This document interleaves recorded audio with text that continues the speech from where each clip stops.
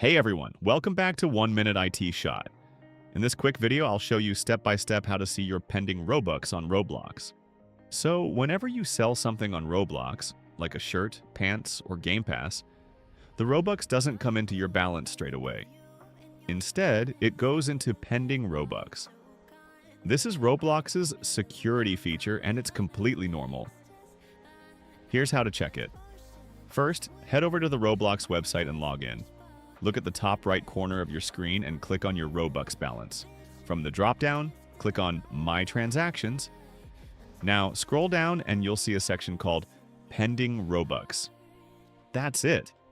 You'll be able to see exactly how much is pending. For example, you might see something like 70 Robux waiting to be released.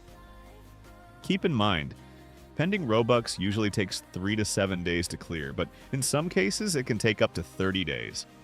If you found this video helpful, don't forget to give it a like and subscribe to 1 Minute IT Shot for more quick and easy tutorials.